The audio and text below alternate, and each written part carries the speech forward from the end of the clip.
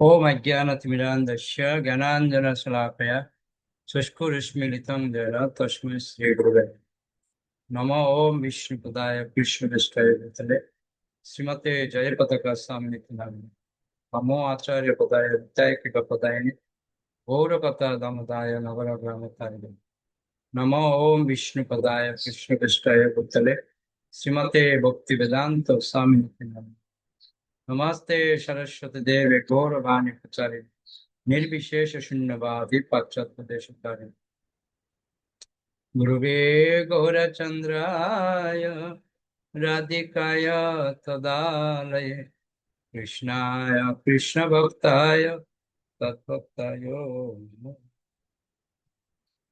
हरे कृष्ण। मुसलमान प्रभु পড়ুন। হরে কৃষ্ণ প্রণাম। কৃষ্ণ কৃপা দরকার।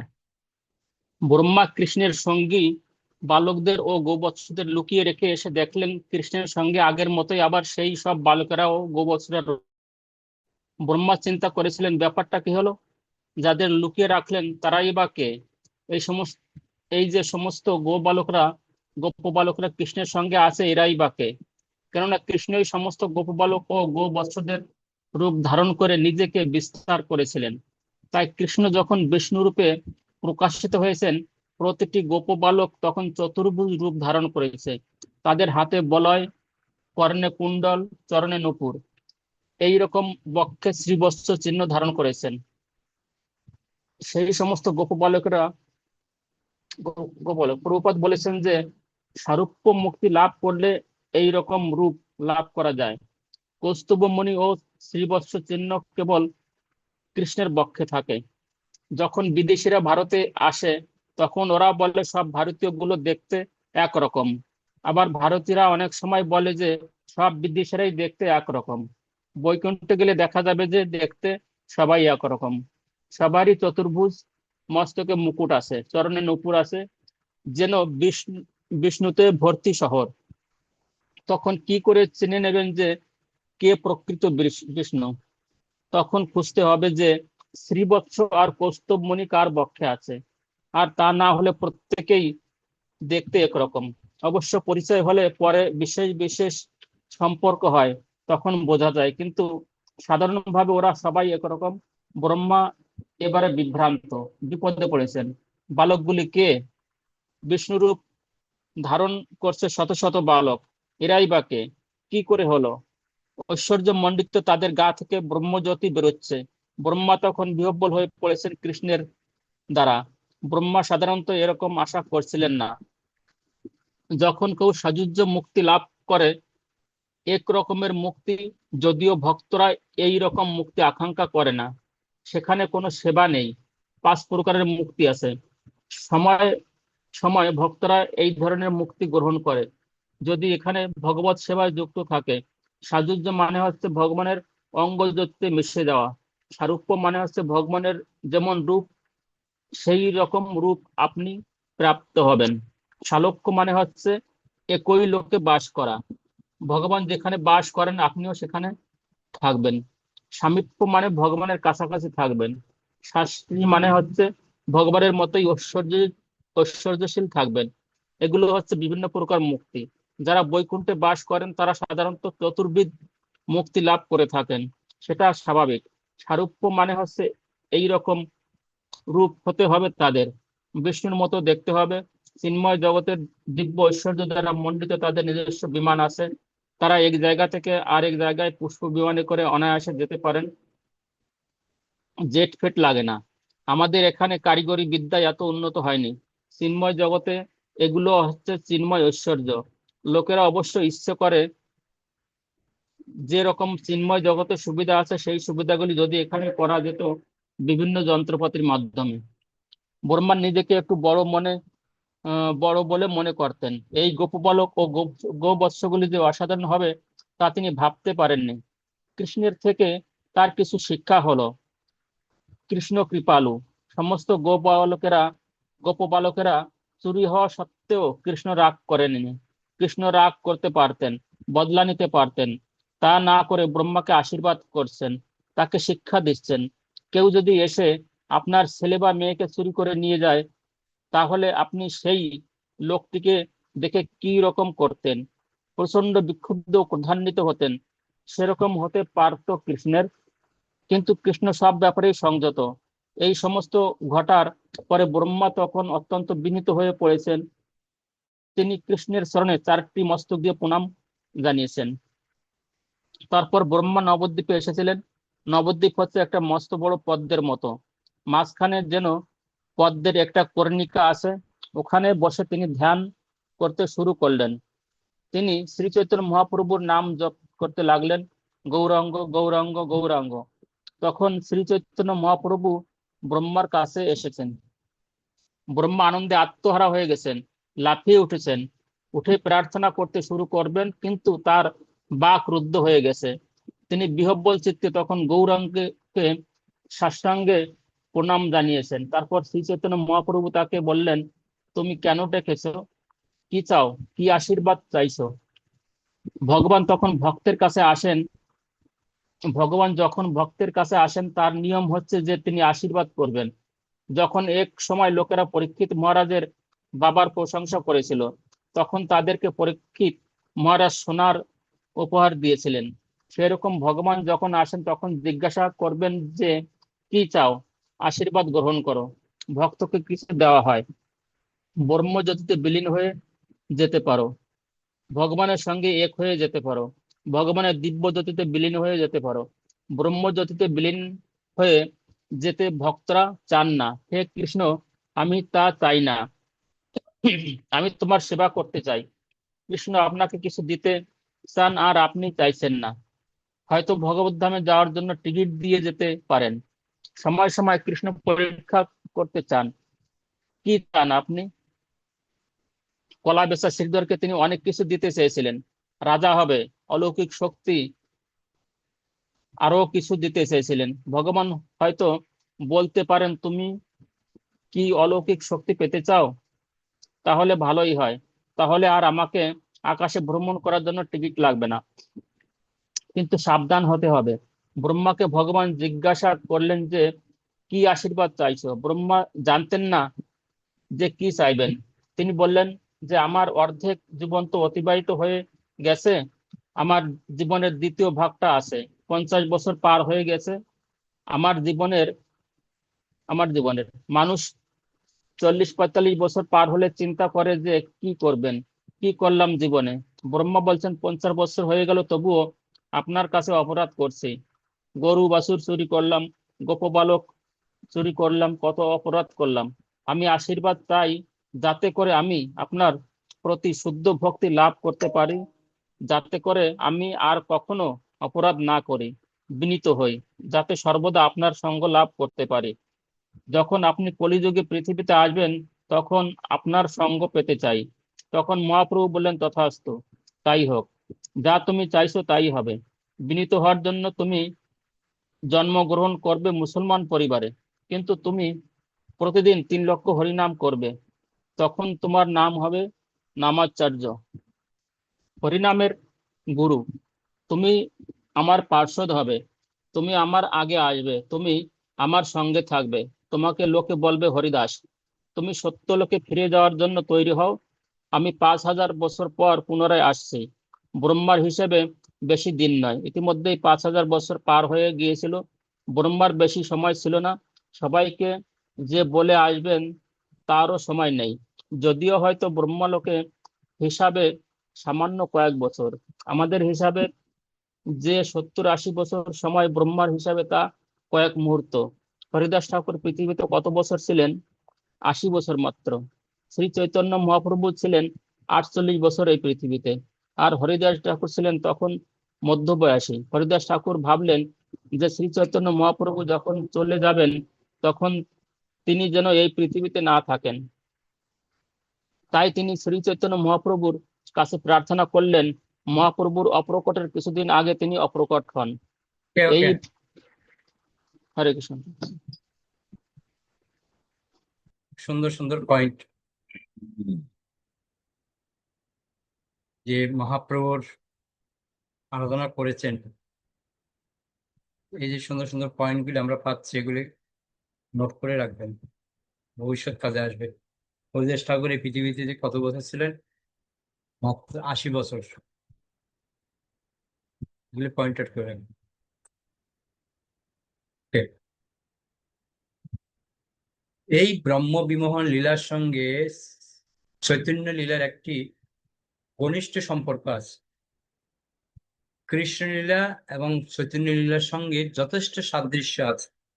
যেমন সুরভি গাভী এসেছিলেন, ইন্দ্র এসেছিলেন বৃন্দাবনে যখন ইন্দ্র প্রচুর বর্ষণ করেছিলেন, সারা বৃন্দাবনকে প্লাবিত করতে চেয়েছিলেন, তখন কৃষ্ণ গিরিগোবর্ধন উত্তোলন করেছিলেন। তারপর ইন্দ্র আত্মসমর্পণ করলেন।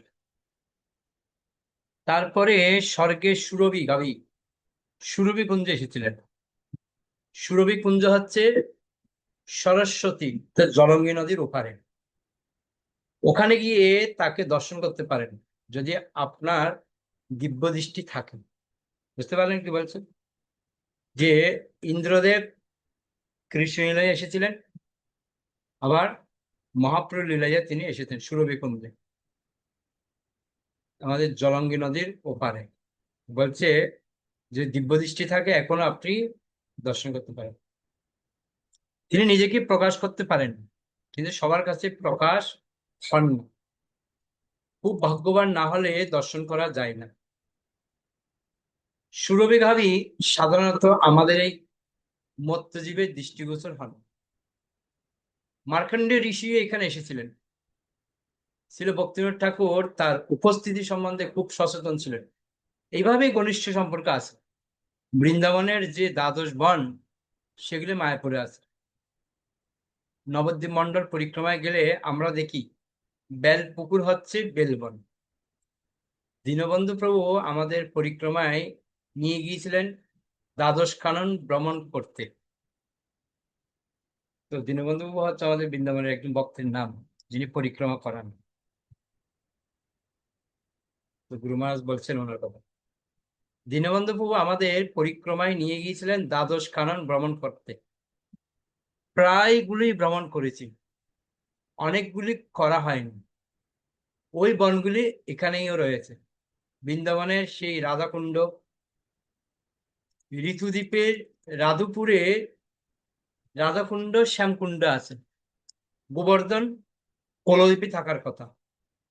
বৃন্দাবন, অযোধ্যা, অন্যান্য তীর্থস্থানও মায়াপুরে বর্তমান।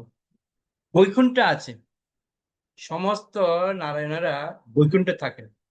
এই বৈকুণ্ঠ আবার বৃন্দাবনে আছে। নবদ্বীপ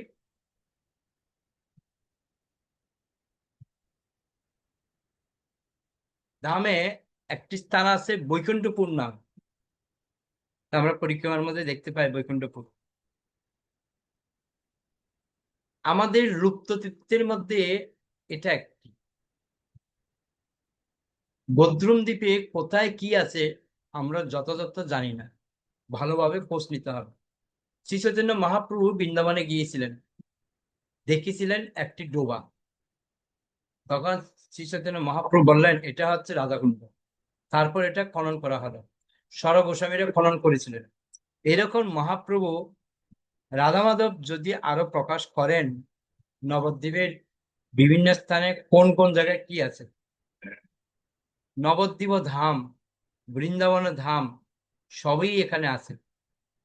ছিল নরোত্তম দাস ঠাকুর বলেছেন, শ্রী গৌর মণ্ডল ভূমি জিবা জানে চিন্তামণি, তার হয় ব্রজভূমে বাস। আমরা ব্রজভূমিতে বাস করতে পারি যদি আমরা বুঝতে পারি যে গৌরমণ্ডল হচ্ছে চিন্তামণি ধাম, দিব্য ধাম। ব্রহ্মা ব্রজে এসে কৃষ্ণকে দেখলেন, আর সেই কৃষ্ণের গোপবালক ও গোবৎস সব হরণ করলেন। তারপরে উনি ফিরে এসে ভাবলেন যে মস্ত বড় ভুল হয়েছে, যেসব গোপবালক নিয়ে গিয়েছিলাম আবার এরাই তো এখানে। তারপর তাদের নারায়ণ রূপ দেখে ব্রহ্মা তাজ্জব হয়ে গেলেন। ব্রহ্মাজি নিজেকে বিস্তার করে এরকম ভাবে নারায়ণ দেখতে পারবেন না। কৃষ্ণের অনন্ত শক্তি, অনন্ত লীলাময় কৃষ্ণ। দামোদর অষ্টকমে বলা হয় নম অনন্ত লীলায়। তার অনন্ত লীলা, অসীম ক্ষমতা, তা সত্ত্বেও তার মায়ের স্নেহে তিনি রজ্জুবদ্ধ। সেই হচ্ছে দামোদর লীলা। কিছু কিছু বিজ্ঞানীরা খোঁজার চেষ্টা করছেন যে কখন মহাভারত লেখা হয়েছে। একজন বিজ্ঞানী বলেছেন যে 3066 বছর পূর্বে, এবং ভারতীয় একজন বিজ্ঞানী বলছেন যে 1600 বছর আগে। বিভিন্নভাবে তারা বিচার করতে চেষ্টা করছেন। খবরের কাগজে প্রায় সময় দেখা যায় এরকম কত উল্টোপাল্টা। প্রকৃত সেই মহাভারতের ঘটনাটা কোন সময়ে হয়েছিল, এই ব্যাপারে অনেকেই মন গড়া চিন্তা করে। ওরা চেষ্টা করছে খুঁজে পেতে জল্পনা কল্পনা করে। শেষ পর্যন্ত 5000 বছর আগের ঘটনা কোথা থেকে কি পাবো? প্রভুপাদ যখন শ্রীমদ্ ভাগবত প্রণয়ন করেছেন, তখন বলছেন যে এটা ইতিহাস, এগুলি ঘটেছে। শ্রীল শুকদেব গোস্বামী মহর্ষি ব্যাসদেব শুধু শুধু কিছু গল্প বানাননি, এটা ঐতিহাসিক ঘটনা। কৃষ্ণ ছিলেন, কৃষ্ণ বসবাস করছেন, কৃষ্ণ অদ্ভুত কিছু করতে পারেন। তার পবিত্র ধামে আসতে পারা খুব সৌভাগ্যের বিষয়। বুঝতে পারছেন? ভগবানের ধামে যাওয়া হচ্ছে অনেক সৌভাগ্যের বিষয়। গুপ্ত বৃন্দাবনে আসতে পেরেছি, আমরা খুব ভাগ্যবান। এখানে ব্রহ্মা আশীর্বাদ পেয়েছেন। ব্রহ্মা জানতেন যে কৃষ্ণের কৃপাময় রূপ হচ্ছেন শ্রী চৈতন্য মহাপ্রভুর রূপ। নিজেকে সংশোধন করার জন্য, ভগবানের শুদ্ধ ভক্ত যাতে হওয়া যায়, ব্রহ্মাজি সুযোগ নিয়েছিলেন এই নবদ্বীপ ধামে। ব্রহ্মাজি যদি নিজেকে সংশোধন করতে আসেন, তাহলে আমাদের আর কি কথা? আমরা কত পতিত, আমি কত পতিত, আপনারা অনেক উন্নত আছেন। মহাপ্রভুর কৃপা আমার দরকার, তাই আমি নবদ্বীপ ধামে আসি, কারণ এখানে কৃপা প্রবাহিত হচ্ছে। শ্রী চৈতন্য মহাপ্রভু পরম করুণ, পরম করুণা, বহু দুয়োজনা, নিতাই গৌরচন্দ্র, সবয় অবতার, সারশিরোমণি, কেবল আনন্দ কন্দ, কেবল আনন্দ কন্দ, বজ বজ ভাই চৈতন্য নিতাই, সুধীর বিশ্বাস করি, বিষয় চারিয়া সে রসে মজিয়া, মুখে বল হরি হরি। দেখুন কত সুন্দর ভজন। বলছে চৈতন্য আর নিতাইয়ের ভজনা করতে হবে বিশেষ সহিত, সুদৃঢ় বিশ্বাসের সহিত। আর কি? বিষয় বিষয় ছাড়তে হবে। বিষয় না ছাড়লে কখনো এই যে নিতাই আর চৈতন্যের যে প্রেম, সেটা লাভ করা যায় না। ওই জন্য বলছে বিষয় ছাড়িয়া সেই রসে মজিয়া, মুখে বল হরি হরি। তো তিনি হচ্ছেন সমস্ত অবতারদের শিরোমণি। তিনি বিনামূল্যে কৃপা বিতরণ করছেন। আপনি যোগ্য কি যোগ্য নন তা বিচার করছেন না। কমপক্ষে আমার তো কোনো যোগ্যতাই নেই, আমি তো একটা হতাশ ব্যক্তি। আপনাদের অনেকের যোগ্যতা আছে, আমার কোনো যোগ্যতাই নেই। শ্রী চৈতন্য মহাপ্রভু, শ্রীমন নিত্যানন্দ প্রভু, তারা কৃপা করেছেন নির্বিচারে। অর্থাৎ এই ব্যক্তি যোগ্য কি অযোগ্য এসব বিচার না করে তারা কৃপা বিতরণ করেছেন। কোনো না কোনো ভাবে শ্রী চৈতন্য মহাপ্রভুর কৃপা লাভ করার জন্য সেই কামনা বদ্ধল করতে পারি, তাহলে তিনি হয়তো তার কৃপা প্রদান করবেন। সময় সময় শ্রী চৈতন্য মহাপ্রভুর কৃপার জন্য কান্না করতে হয়। বুঝতে পারলেন? ব্রহ্মা কান্না করছিলেন, সময় সময় গভীর অনুভূতি আসে। ব্রহ্মার শিক্ষা যে আমরা কিছু অনুভূতি লাভ করি, তাই সময় সময় আমরা বিভিন্ন অসুবিধায় পড়ি। পারমার্থিক জীবনে বিভিন্ন সমস্যার সম্মুখীন হতে হয়। প্রভুপাদ বলেছেন যে এই ধরনের যে সমস্যায় পড়া পারমার্থিক অগ্রগতির জন্য এগুলো আমাদের সহায়ক হতে পারে, সেগুলো কাজে লাগাতে হবে, সেগুলিকে ব্যবহার করতে হবে আরো বেশি পারমার্থিক জীবন দৃঢ় করার জন্য। আর কেউ বলতে চান? যাতে করে নিতাই গৌড়ের কৃপা লাভ করতে পারি। সর্বরূপ মাতাজি পড়ুন। হরে কৃষ্ণ প্রভু প্রণাম। যদি গৌর গৌরাঙ্গের কৃপা লাভ করতে পারি, আর তাহলে বুঝতে পারা যাবে যে এই সব সমস্যাগুলি লুকায়িত আশীর্বাদ। কোনো না কোনো ভাবে আমরা ধামে এসেছি, আমাদের খুব সাবধান থাকতে হবে, কৃপা লাভ করার চেষ্টা করতে হবে, গভীরভাবে কামনা করতে হবে শ্রী চৈতন্য মহাপ্রভুর কৃপা পাওয়ার জন্য। ব্রহ্মা অনেক অপরাধ করেছিলেন, কিন্তু কৃষ্ণ কৃপা করেছিলেন। কৃষ্ণ বড় সহিষ্ণু। আর শ্রী চৈতন্য মহাপ্রভুর কি কথা! প্রভুপাদ বলেছেন যে শ্রী চৈতন্য মহাপ্রভু কৃষ্ণ অপেক্ষা হাজার গুণ কৃপালু। তিনি পাপী তাপীকে উদ্ধার করেছিলেন। পাপী তাপী যত ছিল হরির নামে উদ্ধারিল, তার সাক্ষী জগাই আর মাদাই রে। ব্রহ্মা বালকগুলিকে নিয়ে মারামারি ও বা ঝামেলা করেননি, ঘুমিয়ে রেখেছিলেন। কিন্তু জগাই মাদাই বদমাস ছিল, নিত্যানন্দ প্রভুকে মেরেছে। তবুও নিত্যানন্দ প্রভু মহাপ্রভুর কাছে প্রার্থনা করলেন, এদের কৃপা করুন। নিত্যানন্দ প্রভু এত কৃপালু, জগাই মাদাই সেটা বুঝতে পেরেছিল। জগাই মাদাইয়ের সমাধি আছে কাটুয়ায়।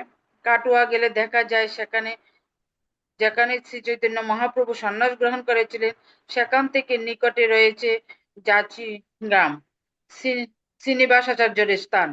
তিনি ওখানে ছিলেন, অনেক লীলা হয়েছে।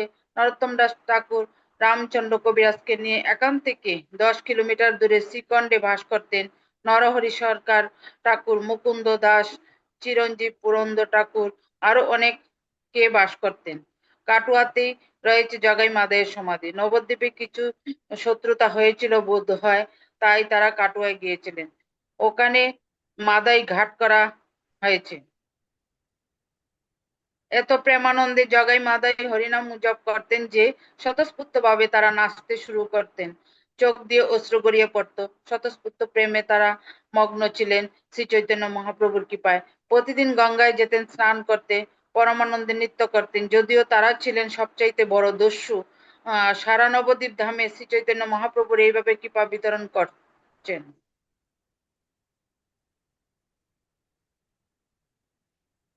নরহরির আবির্ভাব লীলা। শ্রী চৈতন্য মহাপ্রভু অবতীর্ণ হয়েছিলেন আজ থেকে 500 বছর আগে।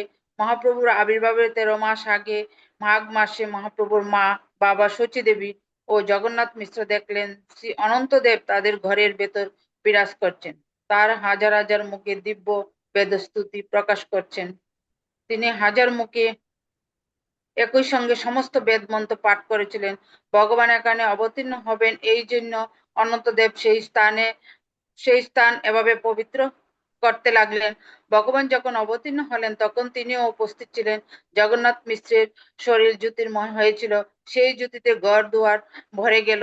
জ্যোতির্ময় হওয়ার কারণটি হলো জগন্নাথ মিশ্রের হৃদয়ে ভগবান শ্রীকৃষ্ণ চৈতন্য মহাপ্রভু বিরাজ করেছিলেন। সদা হৃদয়ে স্কন্দরে স্ফুরত শচীনন্দন। জগন্নাথ মিশ্রের হৃদয়ে শচীনন্দন গৌরহরি বিরাজ করছেন, সেই জন্য তার শরীর থেকে দিব্য জ্যোতি প্রকাশিত হচ্ছিল। সেই সময়টিতে জগন্নাথ মিশ্র শয়নকালে দিব্য স্বপ্ন দেখলেন। বৈকুণ্ঠ ধাম এসে তার হৃদয়ে প্রবেশ করলো। তারপর দেখলেন সেই ধাম তার হৃদয় থেকে শচীদেবীর হৃদয়ে স্থানান্তরিত হলো।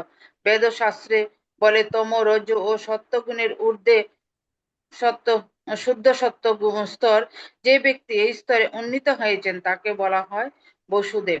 বসুদেব স্তরের ব্যক্তির হৃদয়ে ভগবান আবির্ভূত হন। সেই রকম শুদ্ধ অবস্থা না হলে ভগবান সেখানে আবির্ভূত হবেন না। আমাদের হৃদয়ে ভগবানকে আনতে হলে আগে আমাদের হৃদয়কে পরিষ্কার করতে হবে। ভগবানের নাম গ্রহণ, ভগবানের সেবা, ভগবানের সাধনার দ্বারা চেষ্টা করব আমাদের হৃদয়কে শুদ্ধ করে তুলতে, যাতে ভগবান আমাদের হৃদয়ে আসতে পারেন। জগন্নাথ মিশ্র ও সচী মাতা আমাদের মতো বদ্ধ জীব নয়, তারা নিত্য সিদ্ধ ভক্ত। জগন্নাথ মিশ্র বসুদেবের অভিন্ন স্বরূপ, তার হৃদয় শুদ্ধ, সচী দেবীও তাই। আমরা চাই আমাদের হৃদয়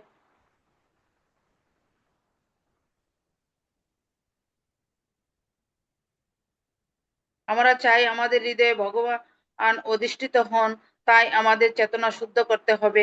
হরিনামের দ্বারা চেতনা মার্জিত ও শুদ্ধ হয়। শুদ্ধ হলে তখন ভগবানের উপস্থিতি অনুভব করতে পারবো। জগন্নাথ জগন্নাথ মিশ্র সাধারণ জীব নন, তিনি গোলক বৃন্দাবন থেকে নেমে এসেছেন। কৃষ্ণলীলায় অধিকাংশ ভক্তই গৌরলীলার অংশগ্রহণ করেছেন। আমরা বদ্ধ জীবেরাও ভগবানের নিত্যলীলায় যুক্ত হতে পারি যদি আমরা নিষ্ঠার সঙ্গে হরিনাম করি, ভগবানের সেবা করি, যদি ঐকান্তিকভাবে আকাঙ্ক্ষা করি ভগবানের নিত্যলীলায় যুক্ত হব। ভগবানের বিশেষ কৃপা লাভ করতে পারলে আমাদের হৃদয়ে ভগবান অধিষ্ঠিত হবেন। কৃপা সিদ্ধ, সাধন সিদ্ধ ও নিত্য সিদ্ধ, এই তিন ধরনের ভক্ত আছেন যারা গোলকধাম থেকে এই জগতে লীলা করতে এসেছেন। তারা নিত্য সিদ্ধ, সাধনা ছাড়াও ভগবানের বিশেষ কৃপা প্রাপ্ত হয়ে সিদ্ধ হয়েছেন, এমন ভক্ত কৃপা সিদ্ধ। আর যারা ভগবত পাদপদ্ম লাভের জন্য সাধনা করে সিদ্ধি লাভ করেছেন তারা সাধন সিদ্ধ। কে কি ধরনের সিদ্ধ ব্যক্তি হয়েছেন তাতে কোনো যায় আসে না। যদি আমরা পরম সিদ্ধি লাভের জন্য ঐকান্তিক হই, তবে এই জীবনের অন্তিমে আমাদেরকে নিয়ে যাওয়া হয় সেই ব্রহ্মাণ্ডের মধ্যে যেখানে গৌরলীলা চলছে, সেখানে আমরা গৌরাঙ্গ গৌরাঙ্গ মহাপ্রভুর মহাকীর্তন দলের মধ্যে আমরা যুক্ত হতে পারবো, কিংবা অন্য কোনো বিশেষ সেবা আমরা পেতে পারবো। এই হচ্ছে ভক্তি জগতের সাধারণ নিয়ম। এই পৃথিবী থেকে সরাসরি গোলক বৃন্দাবনে না গিয়ে সাধারণত যে ব্রহ্মাণ্ডে কৃষ্ণ লীলা চলছে কিংবা গৌরলীলা চলছে, সেই ব্রহ্মাণ্ডে গিয়ে সেই লীলায় আমরা অংশগ্রহণ করতে পারবো। তারপরে সেখানে আমরা সম্পূর্ণরূপে বিশুদ্ধ হয়ে গোলকে উপনীত হতে পারবো। পরদিন জগন্নাথ মিশ্র দিব্য স্বপ্নের কথা শচী দেবীকে বললেন। শচী দেবী জানালেন, আমি স্বপ্ন দেখলাম আমার হৃদয় থেকে দিব্য জ্যোতির্ময় একটি ধাম আমার হৃদয়ে প্রবেশ করলো। আবার আকাশের দিকে তাকিয়ে দেখলাম দেবতারা আমার দিকে তাকিয়ে কি সব সব স্তুতি ও প্রার্থনা করছে। এই জগতে লোকে ধর্মাচার করছে নিজের কিছু জড়জাগতিক সুখ স্বাচ্ছন্দ্য ভোগ করবার উদ্দেশ্যে, ভগবানের সন্তোষ বিধানের জন্য কেউ কিছু করছে না। ভক্তদের পক্ষে এরকম পরিস্থিতি বিপজ্জনক। দেবতারা ভগবানের উদ্দেশ্যে প্রার্থনা করতে লাগলেন যে স্বর্গের দেবতা হয়েও তারা অনেক বিপজ্জনক অবস্থায় রয়েছেন। প্রথমত, পৃথিবীর তুলনায় সেখানে অনেক বেশি সুখ স্বাচ্ছন্দ্য, বহুকাল সুখ ভোগ করার ফলে ভগবানকে বিস্মিত হয়েই থাকা হয়। দ্বিতীয়ত, দৈত্য দানবেরা প্রায়ই স্বর্গলোক আক্রমণ করে তাকে এবং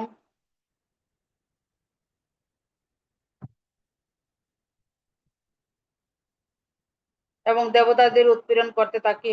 তৃতীয়ত, স্বর্গলোক থেকে সহজে ভগবত প্রেম লাভ করে জড়জগতের অতীত বৈকুণ্ঠ গুলোকে যাওয়া যায় না। ভগবান স্বয়ং গোলকের প্রেম দান করবার জন্য পৃথিবীতে এসেছেন।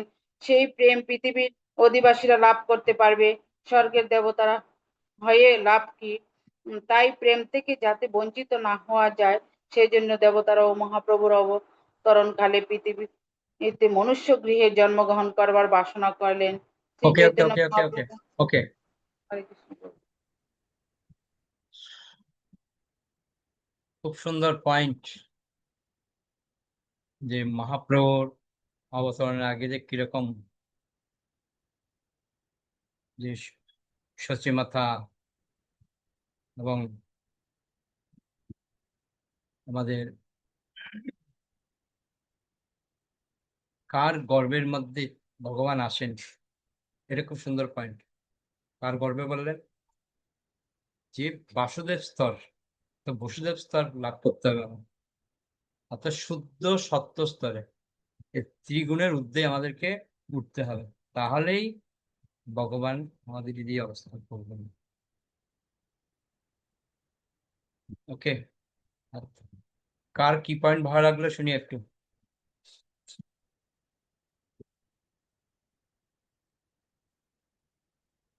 সর্বরূপা মাতাজি বলুন। হরে কৃষ্ণ প্রভু প্রণাম। প্রভু বলেছে যে ভগবানকে যদি আমাদের হৃদয়ে আনতে চাই তাহলে আমাদের হৃদয়টা আগে পরিষ্কার করতে হবে, আমাদের শুদ্ধভাবে সেবা করতে হবে, তাইলে আমরা ভগবানকে আমাদের হৃদয়ে আনতে পারবো। হরে কৃষ্ণ। সুন্দর পয়েন্ট, থ্যাংক ইউ। আর কেউ কোনো পয়েন্ট? হুম, ওকে। উজ্জ্বল প্রভু। হরে কৃষ্ণ প্রণাম। এখানে একটা পয়েন্ট ভালো লেগেছে যে ব্রহ্মা যদি নিজেকে সংশোধন করার জন্য এই পৃথিবীতে আসতে পারেন, আমরা তো অনেক পাপী থাকি, আমরা তো পৃথিবীতে অনেকদিন আর থাকার প্রয়োজন আছে নিজেদের সংশোধন করার জন্য। এটাই। ওকে, অনেক ধন্যবাদ সবাইকে। তাহলে আমরা এখানে শেষ করি, বৈষ্ণব প্রণাম করে। পঞ্চা কল্পতরুভ্যশ্চ কৃপা সিন্ধুভ্যশ্চ পতিতানাং পাবনেভ্যো বৈষ্ণব প্রণাম। আনন্দ বৈশ্য বৃন্দা কি যায়, নিতাই গৌর প্রেমানন্দে।